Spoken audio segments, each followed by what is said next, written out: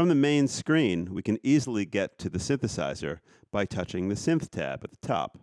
And here we are in the SW3000 monophonic touch synthesizer. Please pay attention because there'll be a test on all of this later. So you'll notice there are keys on the bottom, and you can play here. And what's cool are these are very much like the keys on SampleWiz or MorphWiz, where it matters where you play on the vertical grid. Actually, you can turn that off right here, but it's on now.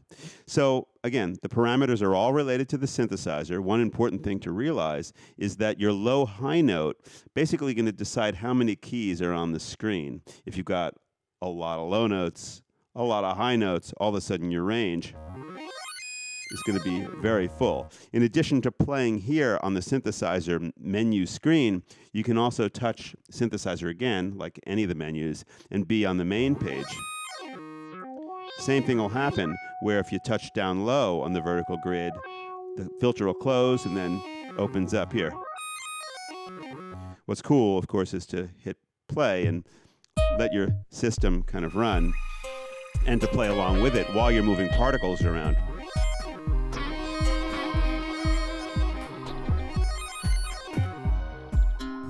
But let's stop that for a moment. Let's go back to synth. And let's talk about the fact that the SW3000 has two oscillators, kind of like standard synthesizer stuff. You can pick which sound you want the oscillators to be assigned to here. You can pick a level for each oscillator. You can pick frequency. Right now we've got the sync setting, which is basically oscillator sync, kind of has the typical oscillator sync type sound. Or if it's not on, when you move frequency, it'll change the pitch. So envelopes are very standard synthesizer type things. If you're not familiar with synthesizer envelopes, then I will tell you that attack time will do something like adjust the amount of time it takes for the sound to actually come in. So like it'll fade in. Filter will do the same thing for the filter setting. So you can play with those, a lot of fun. Independent effects for this synthesizer, which is really cool. So like if you turn on the delays, you can have lots of delays. If I turn the feedback up, they'll be kind of endless, right? And that's separate from the planetary system that you have going on, which that system has its own effects.